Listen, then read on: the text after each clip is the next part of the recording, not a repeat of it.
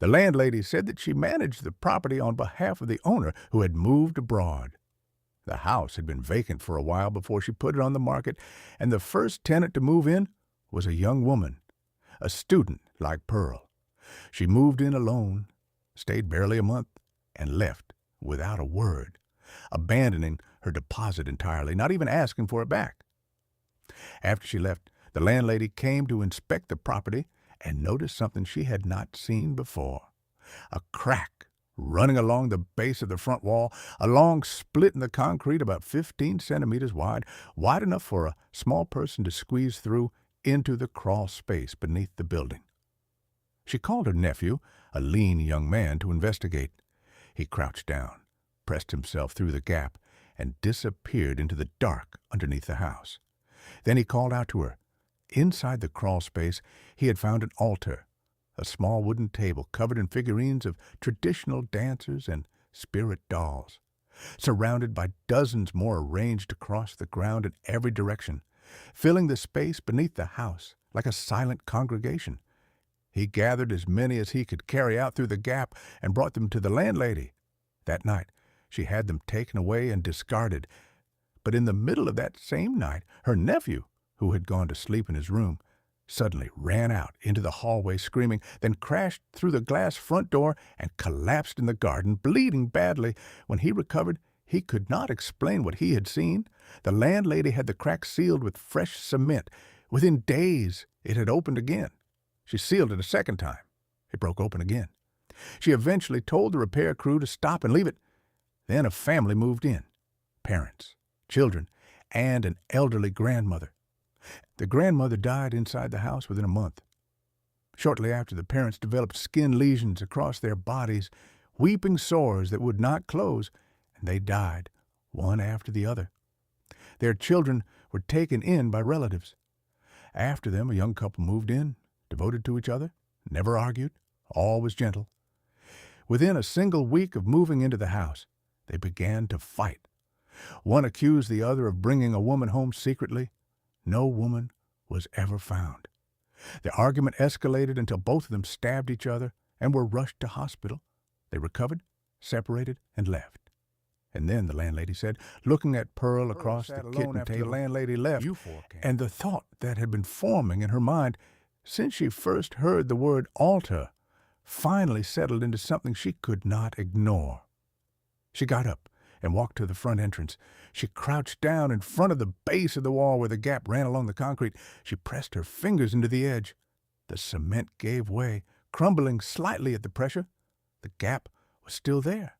She took out her phone, switched on the flashlight, aimed it into the opening, then lowered herself to the ground and pulled herself through. The crawl space was low and close, smelling of old concrete and damp earth. She swept the light in a slow arc across the floor, and she found them. The figurines were still there, dozens of them, arranged across the dark ground in all directions, the ones the nephew had been unable to retrieve, still standing exactly as they had been placed. Pearl had expected to feel frightened. What she felt instead was a cold recognition, because she had seen these dolls before. She knew them. Every figurine bore the same marks. Small scorched points burned into the arms, the legs, the face, the torso. Incense stick burns. Pearl had watched Jade make those marks. She had stood in the dormitory room and seen Jade press the lit end of incense sticks into each figure on the altar, one by one, every surface of every doll, every night. She pushed herself backward toward the gap and began to pull herself out. Her upper body cleared first, then her waist, and then, as she was pulling her last leg free, she felt something close around her ankle. Not concrete, a grip. She pulled hard. It held. She pulled again, harder, and felt the skin of her leg dragging against something sharp and rough and unyielding. She screamed until people from the surrounding houses came running toward the sound, and they grabbed her arms and pulled her the rest of the way up onto the path. She looked down at her leg. The skin was torn in long, raw lines from the concrete edge. A neighbor drove her to the nearest clinic. The nurse cleaned the wound on her leg and then stopped and looked at her carefully and said, "What happened to the rest of you?" Pearl asked what she meant. The nurse handed her a small mirror. Across her arms and her torso and her other leg, in dozens of small points distributed evenly across her skin, were burn marks, like someone had pressed the glowing tip of an incense stick into her skin over and over across the same surface areas as the marks of the dolls. She was still in the clinic. She lay on her back and looked at the ceiling and understood what the marks on her body were. They were the same burns Jade had made on the figurines, transferred now to her own skin. She returned to Bangkok to be with her family, but life in the house was already over for all three of them. Nina called a few weeks later to say that she and Belle had decided to enter a period of religious devotion at a temple, that their families had encouraged it, and they felt it was what they needed. Pearl called Nina before she left, and the two of them spoke for a long time. Then Nina's voice changed. It went quiet and careful, and she said, "Pearl, do you remember Jade from first year?" Pearl said she did. "Do you remember Maya's boyfriend, Paxton?" Pearl said, yes. Paxton had been pursuing Jade, Nina said. Jade was not interested in anyone. She kept to herself. But he would not stop following her. And one night, he forced his way into her room and raped her. Then he told her that if she ever said a word, he would take the story to the whole university and make sure everyone believed it was her fault. Pearl said nothing. Jade had no choice, Nina continued. She stayed quiet. She kept going to class and coming back and saying nothing.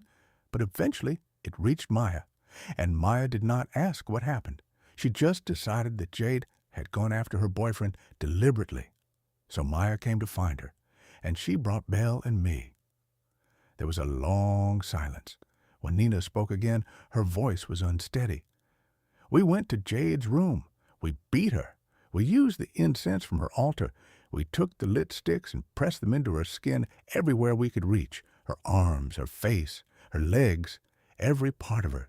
And Paxton had given us information about when to go and what time the floor would be quiet. But Pearl, that information came from you. You were the one who told Paxton when Jade would be alone. She had known he was interested in Jade, and she had mentioned casually, or told herself it was casually, when Jade was usually alone in the room, what time she came back from her last class, when the corridor was typically empty. She had done it because of the beauty contest. That semester, the faculty was holding a competition, and after the preliminary rounds, 2 finalists had been selected, Pearl and Jade.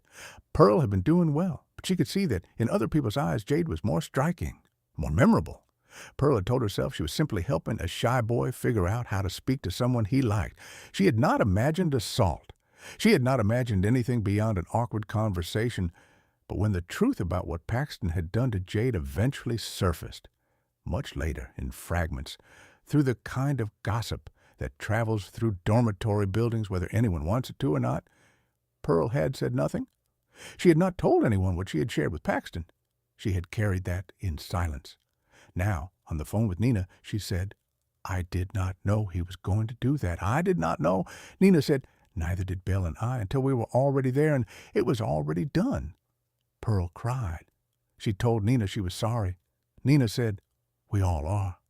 Pearl asked whether they were really going to the temple, whether they would be all right. Nina said she would try to call when she could. Pearl said she would wait. Weeks later, Pearl called Nina's number and got no answer. She called again the following day. Still nothing.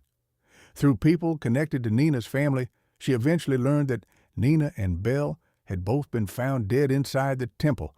They had hanged themselves separately in different parts of the building. Her body continued to change. The burn-like marks spread week by week, new points appearing before the old ones could close, her skin growing more damaged and her body thinner and weaker with each passing month. Her family brought her back to Bangkok and took her to every hospital and specialist they could find, but no diagnosis was ever offered. The marks had no medical explanation. A doctor cut a small sample of tissue for testing. The results told him nothing. Someone eventually connected them with a spiritual advisor, a woman known quietly among certain people, not publicly active, not someone who advertised or gave public consultations. Pearl's family made contact on her behalf. When Pearl finally spoke with the woman on the phone, the advisor said, There is someone holding on to you. They have no intention of letting you go quickly. They want to watch you suffer for as long as possible, the way they suffered. Pearl had been to other advisors before. All of them had offered the same general shape, a woman pursuing her, seeking retribution. She had grown impatient with vagueness. She said, "Tell me her name. If you can see what is happening, tell me who it is." The advisor paused. When she spoke again, she said, "Tell her yourself. Her name is Jade." Pearl dropped the phone. By the time she picked it up again, the call had disconnected. Her family redialed, put the phone on speaker, and everyone in the room listened. The advisor said, "The karma that was built here was built by specific hands, and those hands are the only ones that can bear it. It cannot be removed. It can only be carried to the end. The only useful thing anyone can do, stop building more of it." Pearl asked about the recurring dream, the one where Jade danced, and the dancer figurines were burned one by one, and a circle of performers surrounded Jade, their faces impossible to see, their costumes vivid and distinct. The advisor asked, "4 of them? 2 in white, 1 in red, 1 in black?"